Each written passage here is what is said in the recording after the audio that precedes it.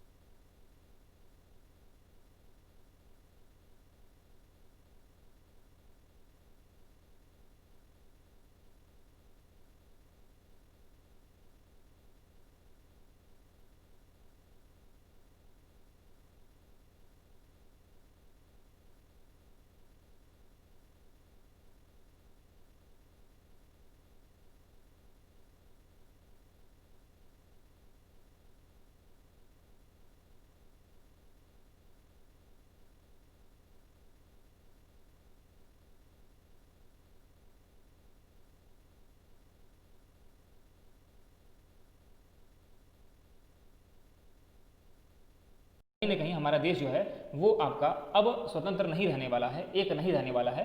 तो वो चाहते थे कि पश्तून के लोगों को अधिकार मिले, इसीलिए उन्होंने पश्तूनिस्तान बनाने के लिए एक असेंबली बुलाई थी पेशावर में। ये बात अब समझ में आ गई होगी। जिरगा के बानू रेजोल्यूशन पास किया गया, मतलब ये जो मैंने घटना बताई ना उसको बानू रेजोल्यूशन बोला जाता है या बन्नू रेजोल्यूशन बोल सकते हो। तो उसमें ये बातें कही गई कि हम एक अलग से पश्तूनिस्तान बनाएंगे। यहाँ पे आप देख सकते हैं कि इसमें पश्तून के लोगों को चॉइस दी जाए कि स्वतंत्र रहने के लिए पश्तूनिस्तान बनानी चाहिए, लेकिन ब्रिटिश राज ने उनकी डिमांड को इनकार कर दिया। मतलब ब्रिटिश शासन पहले से ही परेशान थी, इतने टुकड़े हो रहे थे, तो ब्रिटिश राज ने पश्तूनिस्तान बनाने की डिमांड को समाप्त कर दिया। कांग्रेस पार्टीशन का अंतिम प्रयास करने में भी इनकार कर दिया। उन्होंने कहा, खान अब्दुल गफ्फार ने कांग्रेस से आग्रह किया कि कृपया एक बार और हमारा देश पार्टीशन न हो ऐसी कोशिश की जाए, लेकिन कांग्रेस ने इससे इनकार कर दिया। उन्होंने कहा कि अब ये संभव नहीं है। कैबिनेट मिशन प्लान के तहत गांधी का जिन्ना को पीएम बनाने के लिए सिफारिश करना, सजेशन करना, जिसके फलस्वरूप खान और उनके जो सहयोगी थे वो दोनों कांग्रेस और मुस्लिम लीग दोनों से अकेला महसूस करने लगे थे। मतलब कि जब आपका कैबिनेट मिशन प्लान में गांधी जी से पूछा गया कि पाकिस्तान तो बन रहा है लेकिन उसका हेड कौन होना चाहिए, तो उस सजेशन में उन्होंने जिन्ना का नाम ही लिया था, जबकि वो खान अब्दुल गफ्फार का नाम भी ले सकते थे। इस बात को लेकर के जिन्ना और गांधी दोनों को वो सही नहीं मानता था। मतलब उनका मानना था खान अब्दुल गफ्फार था कि हमको दोनों के द्वारा अकेला छोड़ दिया गया। ठीक है। बच्चा खान ने गांधी जी को एक अंतिम बात कही थी। उन्होंने कहा था, you have thrown us to the walls, आपने हमें भेड़ियों के बीच में छोड़ दिया है। मतलब आपने हमें अकेला छोड़ दिया, आपने हमें भेड़ियों के बीच में छोड़ दिया गया। अब ये भेड़िया कौन है? ये मुस्लिम लीग को वो भेड़िया मानते थे, क्योंकि उनका मानना था कि ये इतना पागल है मुस्लिम करके कि वो किसी भी अन्य धार्मिक लोगों को पाकिस्तान में रहने ही नहीं देंगे, जो कि बाद में सही साबित हुआ। तो कहीं ना कहीं उनकी बातें जो है वो आपका ठीक साबित हुई कि ये मुस्लिम के अधिकार के नहीं लड़ते, ये बल्कि अन्य जितने भी माइनॉरिटी हैं उनको भी ख़त्म करने के पक्ष में। अरेस्ट और एक्साइल, मतलब कैसे बच्चा खान को अरेस्ट कर लिया गया और उनको नज़रबंद रखा गया, इन सारी बातों का डिस्कशन करते हैं। बच्चा खान जो थे वो आपका 23 फरवरी 1948 में पाकिस्तान कॉन्स्टिट्यूशनल असेंबली के पहले सेशन में सदस्य बने। वहाँ पे उन्होंने निष्ठा की शपथ ली, भाग लिया, वहाँ पे अपने पूरा सहयोग देने की कोशिश की। शुरुआत में खान अब्दुल गफ्फार खान चाहते थे कि चलो ठीक है, पाकिस्तान बन गया तो बन गया। मुस्लिम लीग के जो हेड थे जिन्ना, उनसे उनकी दूरियां चलती थी, लेकिन एक बार उन्होंने आपस में मिल करके काम करने की कोशिश की। जिन्ना से उनका मतभेद था, उसके बावजूद उन्होंने साथ में काम करने की कोशिश की। कराची में मीटिंग की शुरुआत जो हुई वो आपका सफल रहा, उसमें कोई भी आपका दिक्कत नहीं आई, उसमें आपका खान भी शामिल थे। खुदाई खिदमतगार से मीटिंग कभी भी नहीं हो पाई।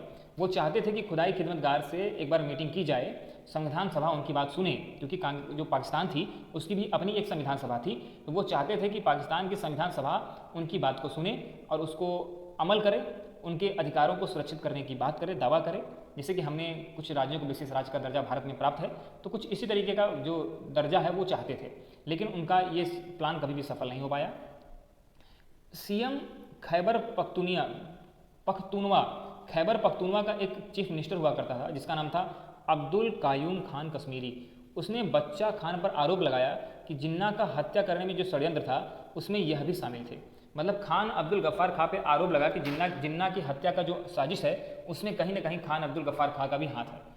तो इसको लेकर के अब यहीं उनका मन था वो आपका बदल गया, और उन्होंने क्या किया कि पाकिस्तान की पहली विपक्षी दल जो है उसका निर्माण बच्चा खान ने कर दिया। 8 मई 1948 की बात किया जाए तो पाकिस्तान जो है वो पाकिस्तान आज़ाद पार्टी की स्थापना इनके द्वारा की गई। तो पार्टी संवैधानिक तौर पर विपक्ष का दर्जा चाहती थी। अब संविधान में विपक्ष का दर्जा मिलेगा कि नहीं मिलेगा, ठीक है, उसको लेकर के बड़ा असमंजस था, और उस समय संविधान बना नहीं था। तो वो चाहते थे कि संवैधानिक तौर पर यह दर्जा प्राप्त हो कि एक विपक्षी पार्टी हो सकती है।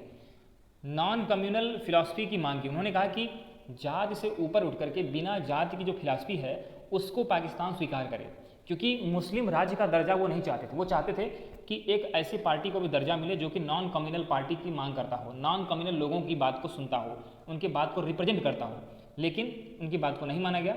इसी बीच नई सरकार बन गई। बच्चा खान को 1948 से 1954 तक हाउस अरेस्ट कर दिया गया बिना किसी चार्ज के, मतलब उन पर आरोप भी तय नहीं किए गए और उनको हाउस अरेस्ट कर दिया गया जैसे ही नई सरकार बनी। खान अब्दुल गफ्फार खां पेशावर में 1988 में हाउस अरेस्ट होने के दौरान ही उनकी मौत हो गई। जलालाबाद घर पर ही उनको दफना दिया गया। 2 लाख लोगों के द्वारा इनकी अंतिम यात्रा में विदाई में भाग लिया गया। यहाँ तक कि अगर बात किया जाए तो अफगानिस्तान के राष्ट्रपति नजीबुल्लाह उस समय के वो भी शामिल हुए थे। मतलब इनकी पॉपुलैरिटी इतना ज़्यादा थी।